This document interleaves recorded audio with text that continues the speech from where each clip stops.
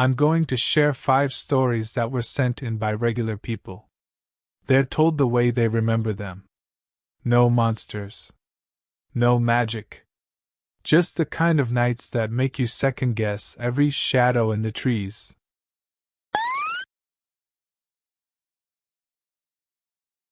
I grew up in a small town where the woods started right behind the last row of houses. People there didn't say, "the forest." They just said, "the woods," like it was one thing, one presence, one long dark line that never moved but always watched. When I was 19, I took a summer job with a local trail crew. Nothing glamorous. We cleared brush, fixed washed-out paths, and replaced old markers. It was the kind of work that made you feel useful and exhausted in a clean way. The pay was decent, and I liked being outside. Most of the time we worked during daylight. But one week, the county asked us to help with a reroute. A section of trail had become dangerous after storms, and they needed it marked off before the weekend hikers arrived.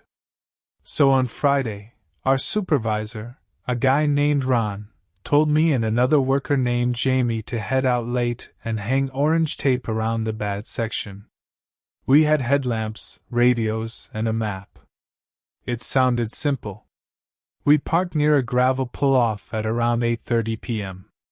The sun was mostly gone, but the sky still held that last thin strip of gray-blue. Ron stayed behind to finish paperwork. He said he'd check in on the radio every half hour. Jamie and I started down the trail with a roll of tape and a small bag of stakes. At first it felt almost peaceful. The air was cooler. Bugs hummed. Our boots made soft crunches in the dirt. The deeper we went, the darker it got, like the woods were swallowing what little light was left.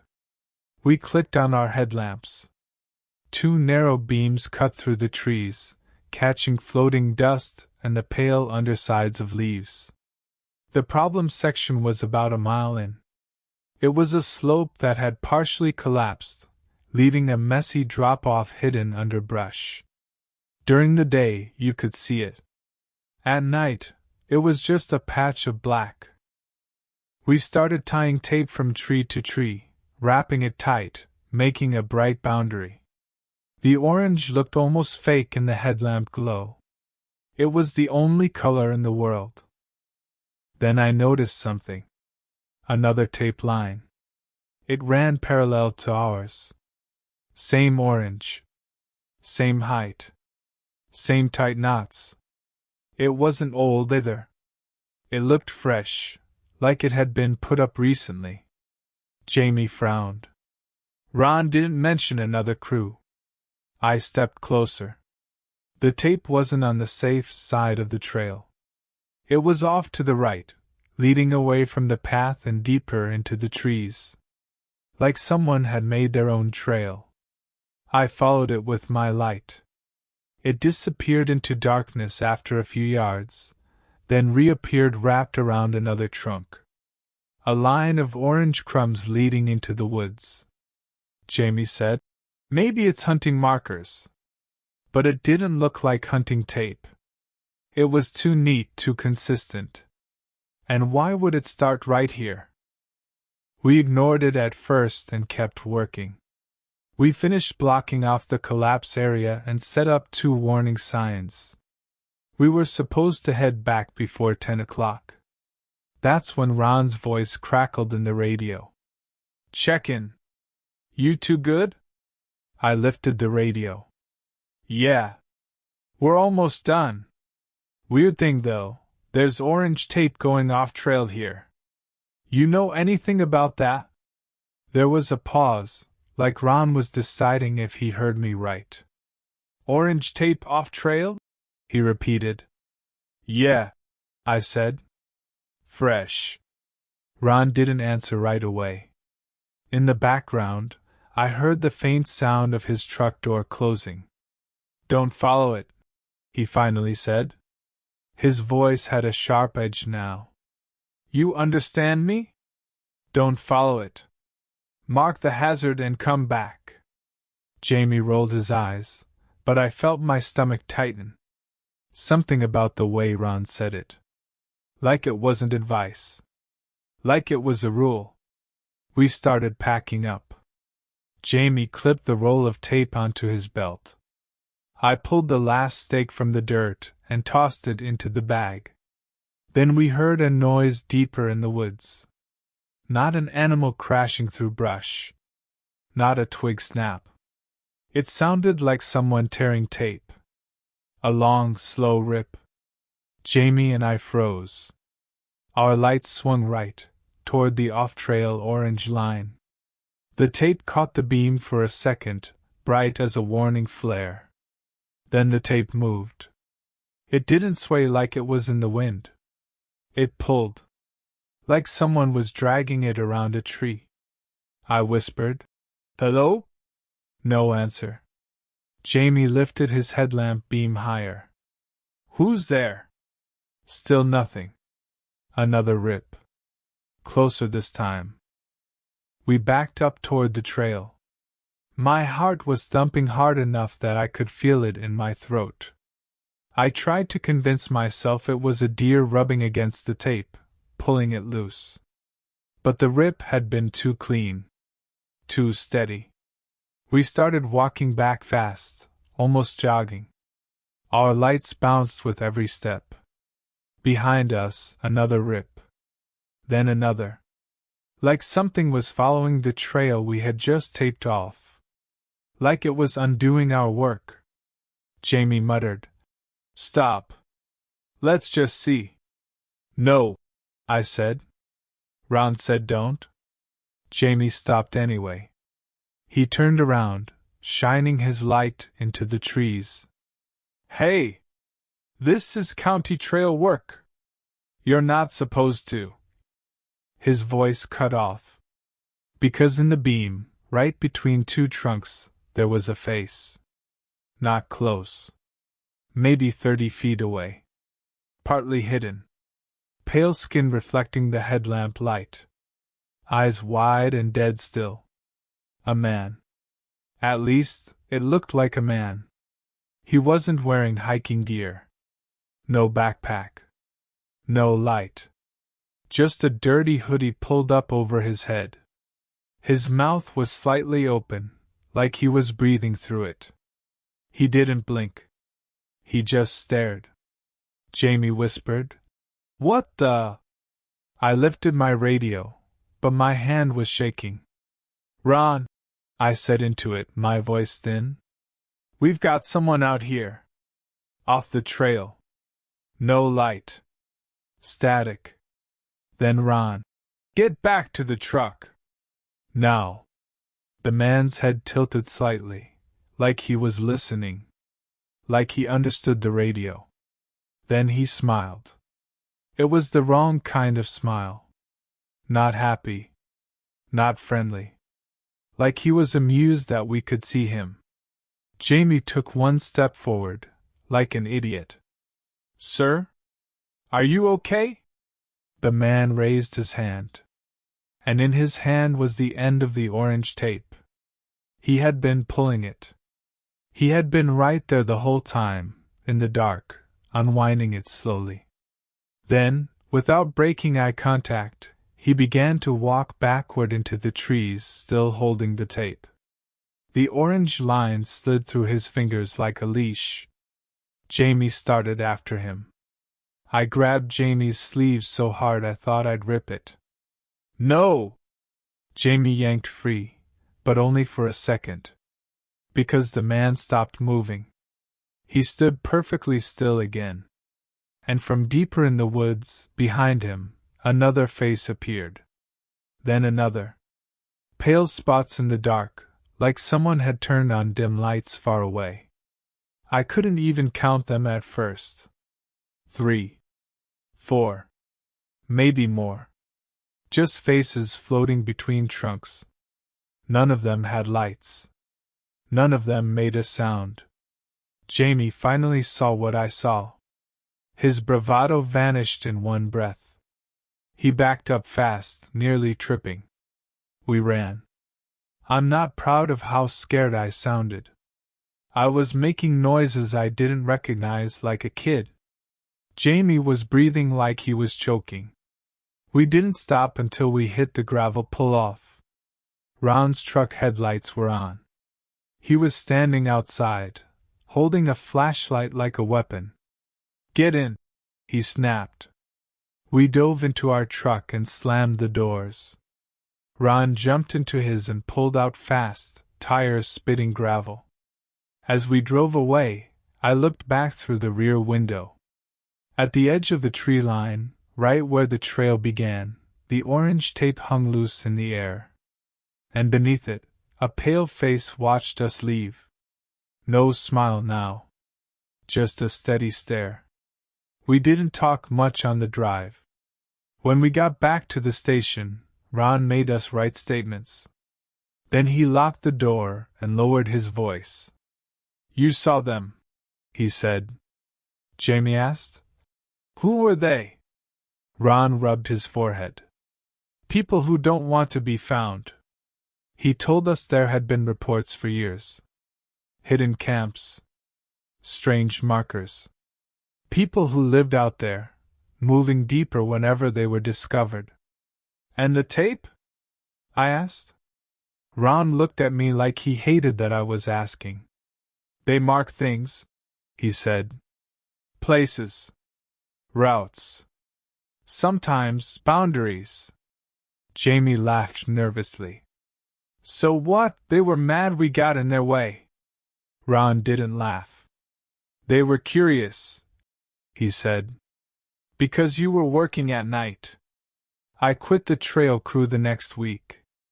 But the creepy part is this. 2 days later, Ron and another crew went back during daylight to finish the reroute. Our tape was gone. Not torn. Not cut. Gone. And in its place, tied neatly around the same trees, was a new line of orange tape, leading off the trail, deeper into the woods.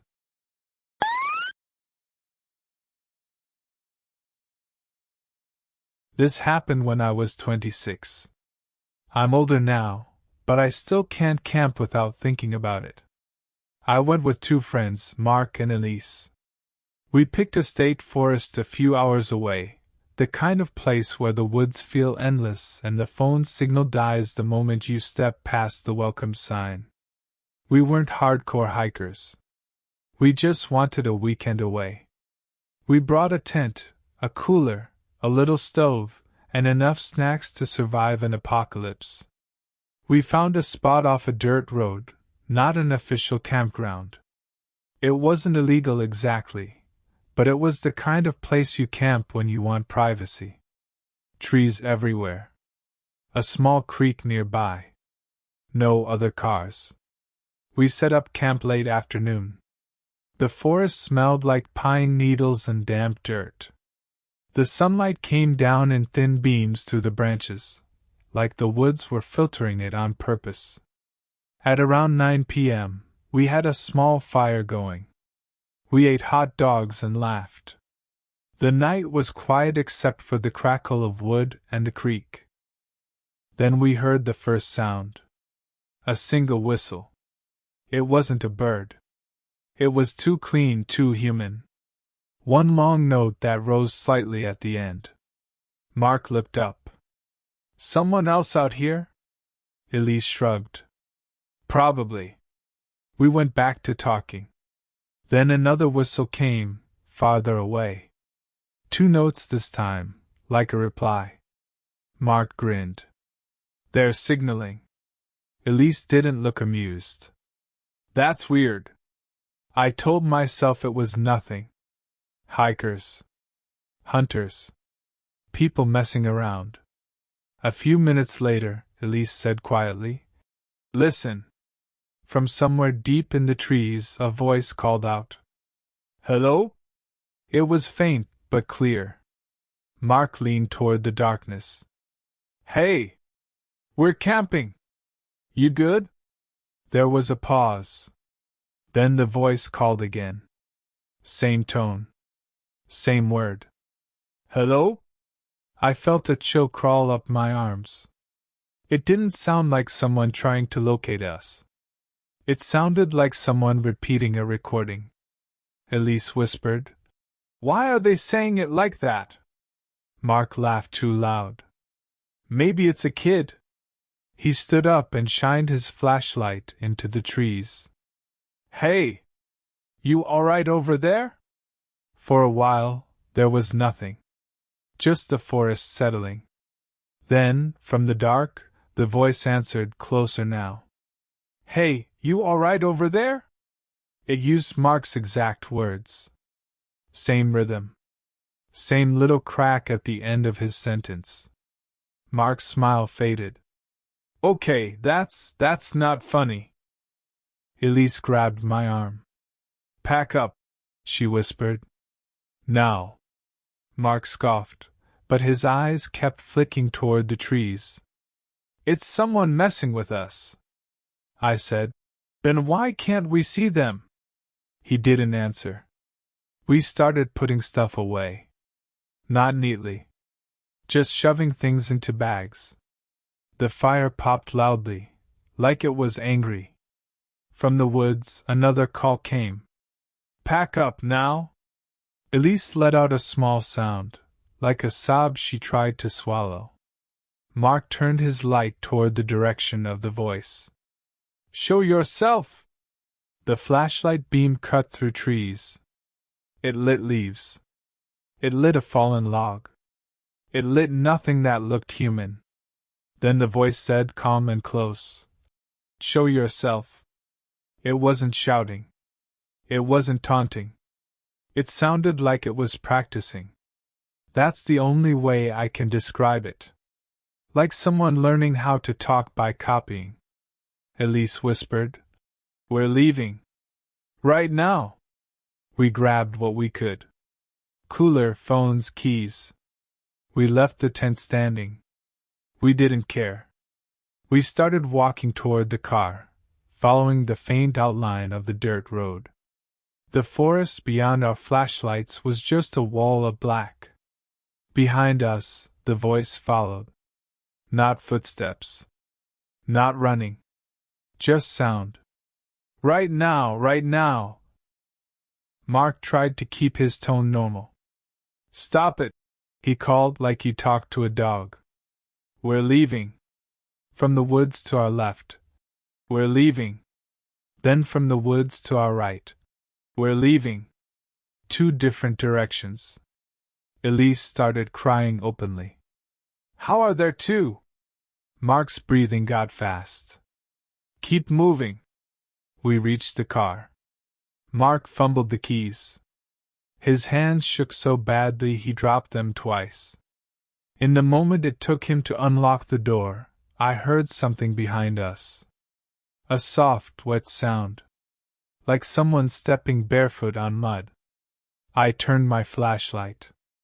At the edge of the tree line, maybe 10 feet away, something stood half hidden behind a trunk. It looked like a person, but wrong. Too thin. Arms hanging too long. Its head tilted like it was listening. It didn't have a flashlight. It didn't have eyes reflecting light like a deer. Its face was flat. Like it didn't know what expression to wear. Mark got the door open. In. Elise climbed in. I jumped into the back seat. Mark slid into the driver's seat and slammed the door. The second the doors shut, the voice came again, right outside the car. In. Mark froze. Start, Elise begged. Mark turned the key. The engine coughed once, then started. I looked out the rear window. There were shapes in the trees. Not just one. At least 3, spaced out like they had surrounded us quietly while we packed. And then, right behind the car, a face leaned toward the glass. Not pressed against it.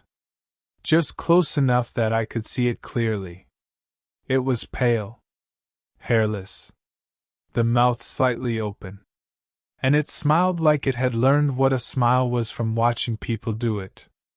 Mark slammed the car into gear and hit the gas. The tires spun in dirt. The car jerked forward. The face vanished into darkness. We drove fast down the dirt road. Branches scraped the sides like hands. No one spoke for a long time. We didn't even turn the radio on. We just listened for any sound that wasn't our engine. When we finally reached the paved road, Elise said, "Did you see it?" Mark nodded once tight. "Yeah," I said. "There were more than one." Mark didn't answer. He just drove. We stopped at a gas station, lights bright like a safe zone. We sat there in silence, like we didn't trust the darkness anymore. The next morning, in full daylight, Mark insisted we go back for the tent and our stuff. Elise refused. I didn't want either, but Mark was stubborn. So he and I went. The forest looked normal in daylight. Birds chirped. Sunlight made it seem harmless. It felt almost embarrassing, like we'd panicked over nothing. We reached our campsite. The tent was gone. Not collapsed. Not torn. Gone. The fire pit was cold. Our chairs were stacked neatly. And on the bare patch of dirt where the tent had been, someone had placed 3 small piles of pine needles. Each pile shaped into a perfect circle. In the center of each circle was something shiny. I stepped closer and felt my stomach drop. It was our keys. All of them. The spare set Elise kept in her bag. The spare Mark hid in the car. Even my little house key I swear I never took out. They'd been placed there like an offering. Mark picked up his keyring with shaking fingers. How? I didn't answer. Because I noticed one more thing. On the tree closest to where our tent had been, someone had carved words into the bark. Not deep. Just enough to read. Hello?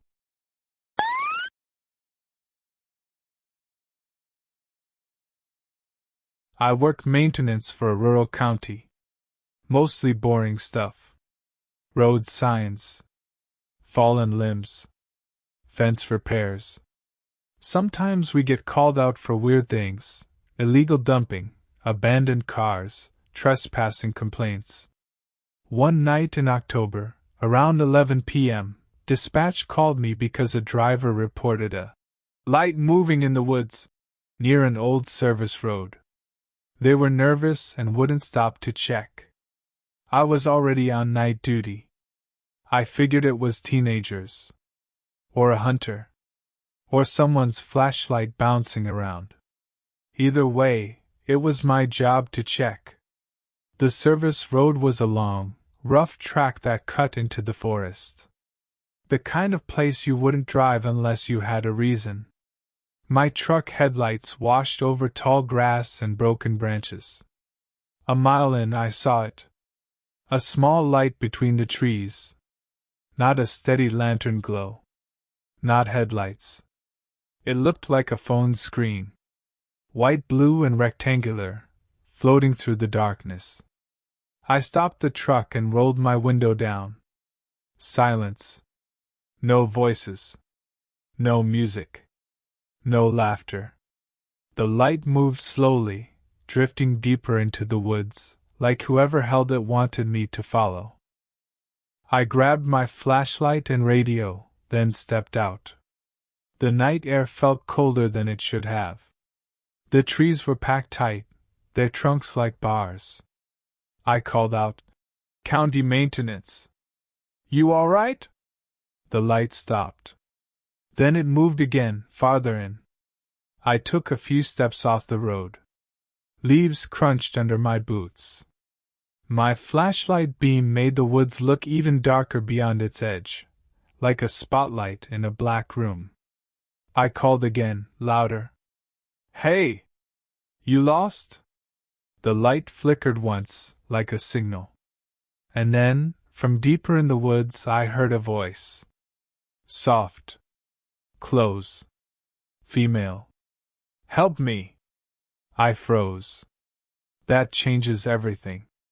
You don't ignore, help me, in the woods at night. I leaned forward. Where are you? The light drifted left, between two trees. Help, the voice said again. Same tone. Same distance. Like it wasn't getting closer even though I was moving. I felt that old instinct, the one that says something is wrong. But I pushed it down because I didn't want to be the guy who left someone out there. I walked deeper. The service road disappeared behind me in seconds. My truck headlights no longer reached. It was just my flashlight and that pale rectangle of light. The voice came again, gentle and broken. Please! I tried to pinpoint it. But it didn't echo like a normal sound in the woods. It felt flat. Like it was coming from everywhere and nowhere. I clicked my radio.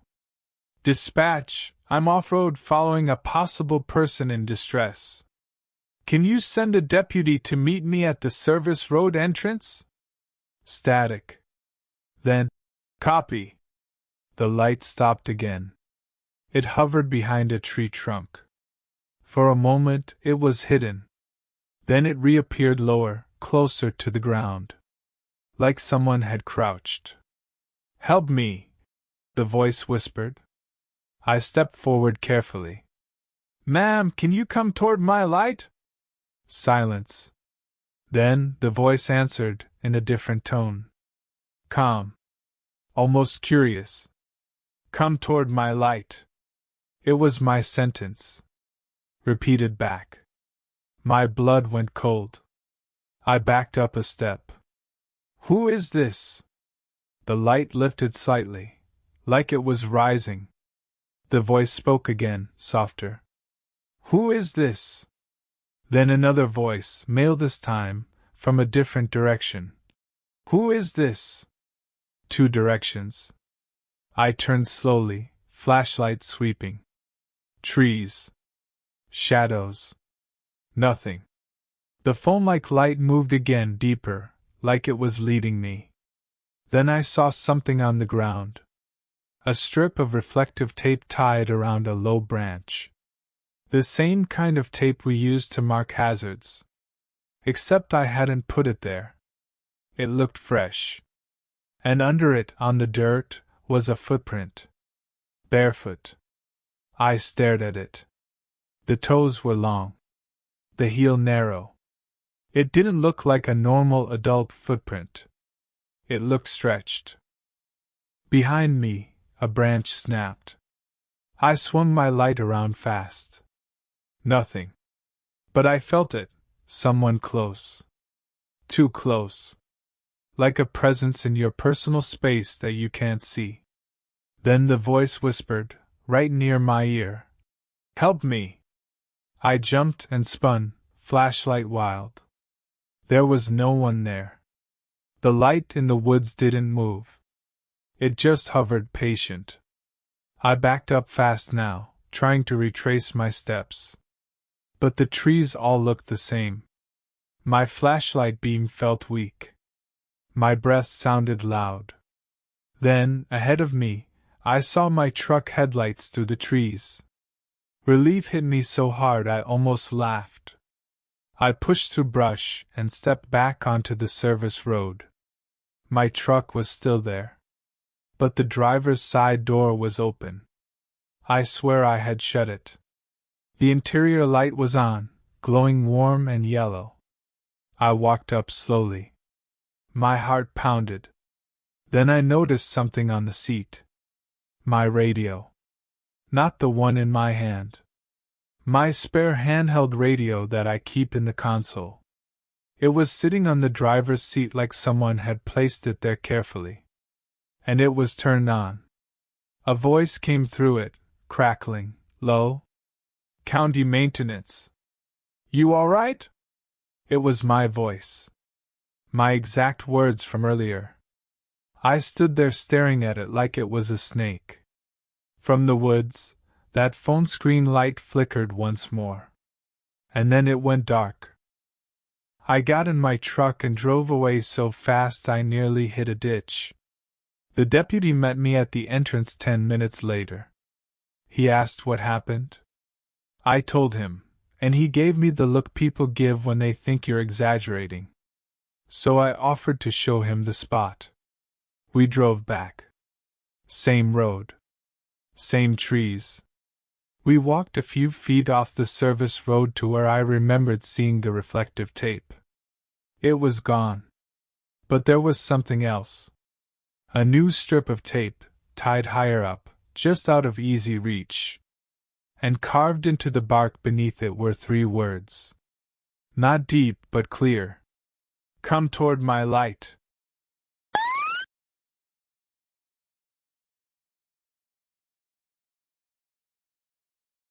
My uncle was a hunter. Not the loud kind that brags. The quiet kind who respects the woods like it's a church. When I was a teenager, he built a hunting blind deep in the forest on private land owned by an old friend. It was nothing fancy. Just a small wooden box on stilts with a ladder. He loved that blind. He said it was the only place he could sit in silence and feel like the world wasn't pulling at him. One fall, he invited me to join him for an evening sit. Not even to hunt, really. Just to watch.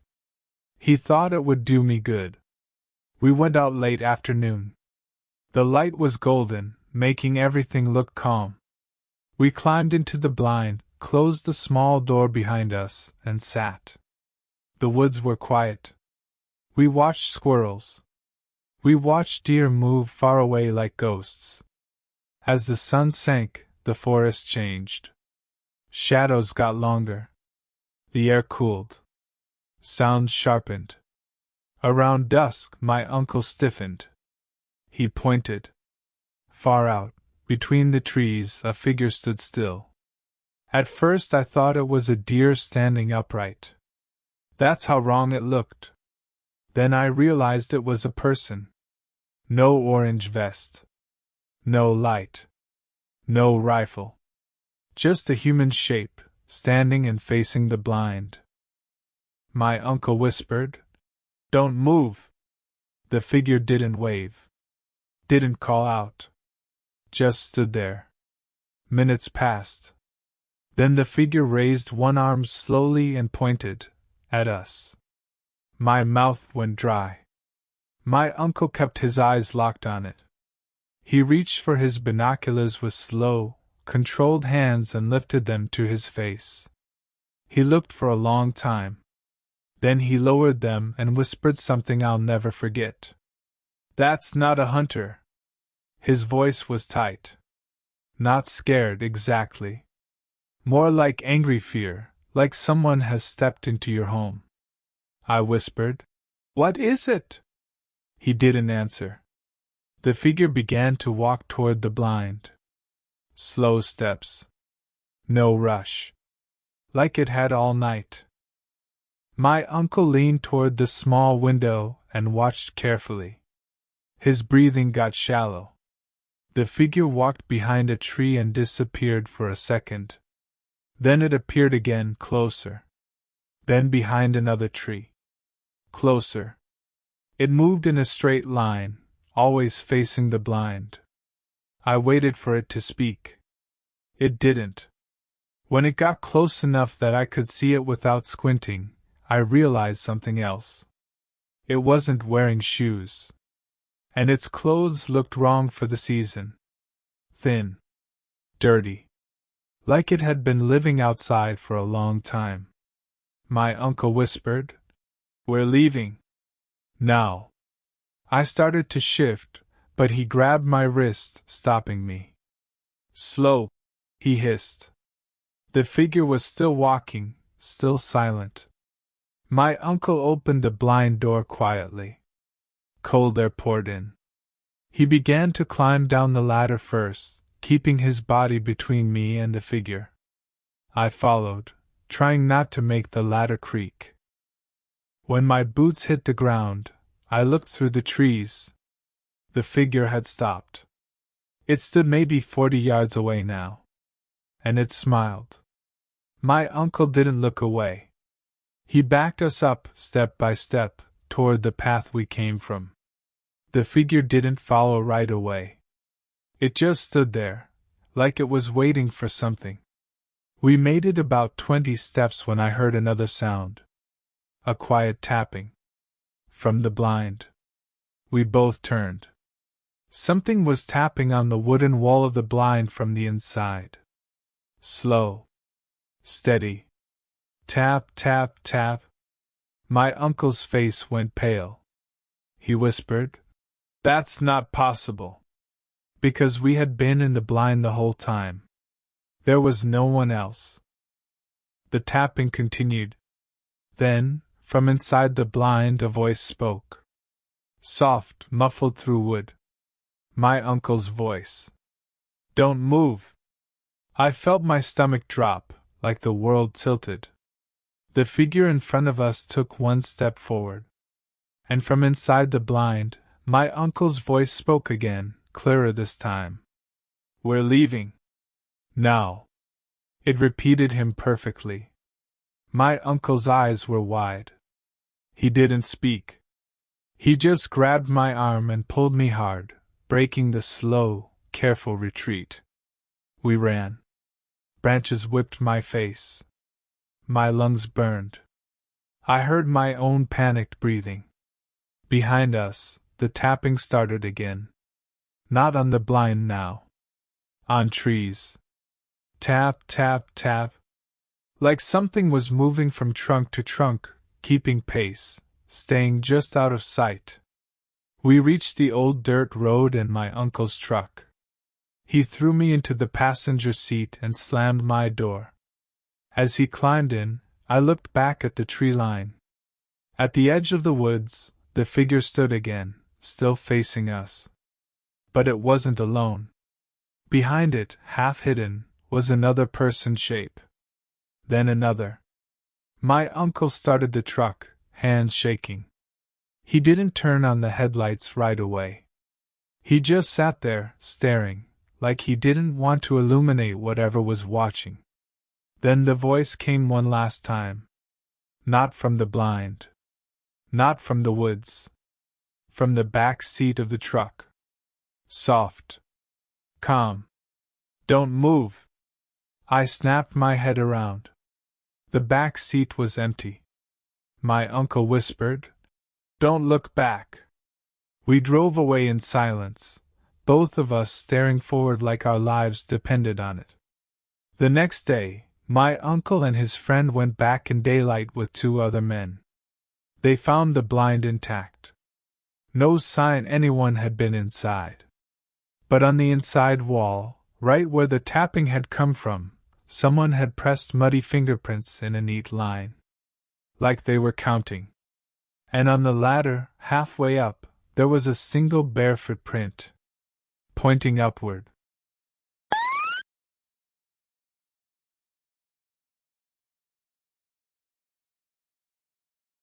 This last one is the one that still messes with me the most, because it involves something official. Something that should make you feel safe. A few years ago, I volunteered with a local search team. Nothing intense, mostly assisting, helping with supplies, walking easy areas when someone went missing. One night, around 1 a.m., we got a call. A teenage boy had wandered off during a late-night bonfire at a cabin near the woods.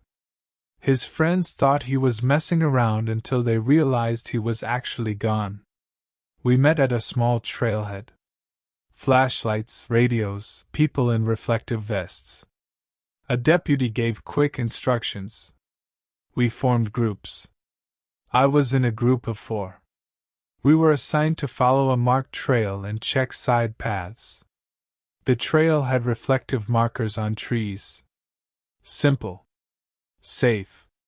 At first, it felt routine.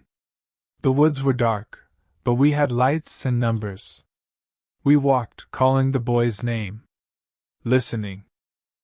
Then, about 20 minutes in, we found something strange. One of the reflective markers was missing. Not fallen. Not faded. Missing, like it had been peeled off.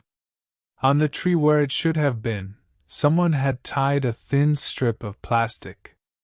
It wasn't reflective. It was just white, and it fluttered slightly. Our leader, a woman named Nora, frowned. "That's not ours." We radioed it in. Dispatch said to continue but be cautious. We moved on, watching more carefully. A few minutes later, another marker was missing. And in its place, another strip of white plastic. This one had a knot that looked practiced. Like someone did it often. I said quietly. "Someone's messing with the trail." Nora nodded. "Stay close." We followed the trail deeper. Marker after marker, some still there, but every so often one missing and replaced by that white strip. It felt like breadcrumbs. Then the trail split. Officially, it wasn't supposed to. But there was a faint path, almost invisible, branching off where a marker had been replaced. The white strip pointed down that faint path, fluttering like a finger. Nora hesitated. "We're not supposed to take unmarked routes." "What of the guys?" Tim said. "What if he went that way?" I didn't like it. The white strips didn't feel helpful. They felt like someone guiding us. Still, we were there to find a missing kid. Nora radioed for instructions. Static. Then the deputy's voice. "Follow the marked trail only." Nora nodded. "You heard him. We stay on the trail." We turned away from the faint path. And that's when we heard it. A voice soft, far ahead on the trail. "Help!" All of us froze. Tim whispered, "That's him." But something was wrong with the voice. It didn't sound like a scared teenager. It sounded flat. Controlled. Like someone trying to sound scared. Nora lifted her radio. "Call out! What's your name?" The voice answered immediately. "What's your name?" It repeated her. My skin prickled. Nora's face tightened. She didn't panic, but I could tell she felt it too. "We're with the search team," she called. "Come toward the light." A pause. Then, from ahead, "Come toward the light." Same phrase. Same tone. Then another voice from the left. "Come toward the light." 2 directions again. Tim whispered, "No." We backed up slowly, light sweeping, trying to spot movement. The white plastic strip on the nearest tree fluttered, even though there wasn't any wind. Nora spoke low. We returned to the trailhead. Now. We turned around. And realized the reflective markers behind us were gone. All of them. Every single one we had passed. In their place, white strips hung like pale tongues from tree branches.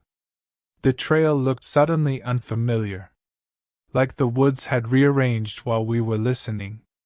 Tim's breathing turned sharp. "How did they?" Nora grabbed his sleeve. "Move!" We walked fast, then faster, trying to follow the path we came on.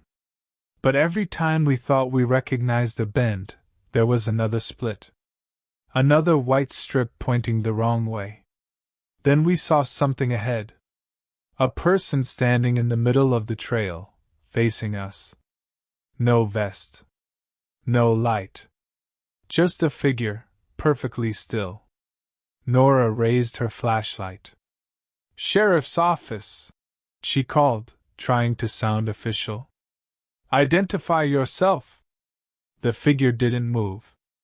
We got closer. The light hit the face. It was the missing boy. I felt a rush of relief so strong I almost cried. "Hey!" Tim shouted. "We found him!" But Nora didn't step forward. Her voice was a whisper now. "That's not right." The boy's face was blank. No tears. No panic. He lifted one hand slowly and pointed into the woods, toward the faint side path we had refused earlier. Then his mouth opened, and in a voice that was not his, he said, "Help!" It sounded like the same flat voice from before. Like it was coming through him. Nora whispered, "Back away." Tim shook his head. "That's him." He took a step forward. The boy's head snapped toward him so fast it didn't look human. And he smiled. Not a grateful smile. A knowing one. Then the boy turned and walked off the trail, directly into the trees, like he knew exactly where he was going. Tim lunged after him, but Nora yanked him back hard. "No! You do not go off trail!" The woods swallowed the boy immediately. No branches snapping. No leaves crunching. Just gone. We stood there shaking, lights scanning. Nothing. Nora got on the radio and yelled for backup. This time it worked. Voices answered. Lights appeared in the distance. When the deputy arrived, we tried to explain what happened. He looked at us like we were making it up. But Nora wasn't someone who made things up. At dawn, they found the boy. He was sitting at the trailhead parking lot, barefoot, staring at the woods like he didn't recognize anything. He didn't remember leaving the bonfire. He didn't remember us. He didn't remember the night at all. But here's the part that still makes my chest feel tight. When the sun fully came up, the search team walked the trail we had taken. All the reflective markers were back. Every single one. No missing pieces. No white strips. Like nothing ever happened. Except for one tree near the split. On that tree, carved shallow into the bark, were two words. "Come closer." And underneath, tied neatly at chest height, was a single strip of white plastic. Fresh. Clean. Still fluttering, even in the still morning air. Which story scared you the most? Comment below and subscribe for more true horror stories.